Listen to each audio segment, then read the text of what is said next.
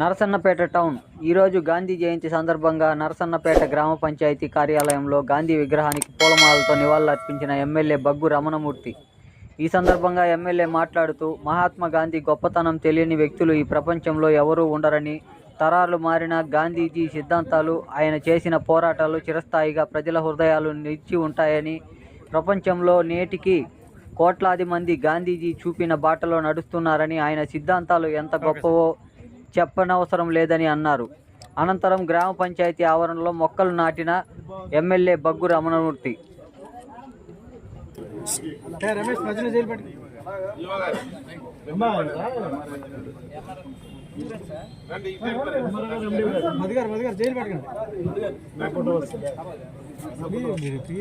ఈ photo cut అయిపోయిందా sir?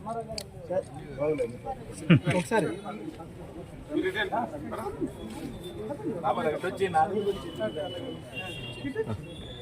రాబోయే తరానికి అదొక ఆదర్శమైన మార్గం కాబట్టి ఇటువంటి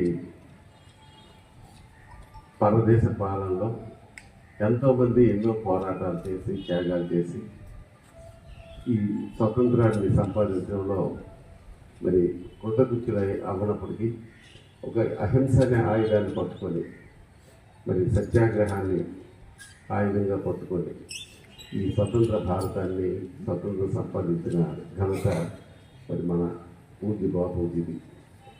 ఇవాళ జాతిపిత, మరి భారతదేశానికి జాతిపితగా ఉండే మహాత్మా గాంధీజీ.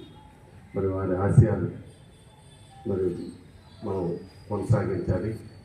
వారి నడిచే మార్గంలో మనం నడవలసిన అవసరం ఎంతైనా ఉంది. అలాగే అతను గ్రామాల కన్నా గ్రామ స్వరాజ్యాన్ని సాధించాలి.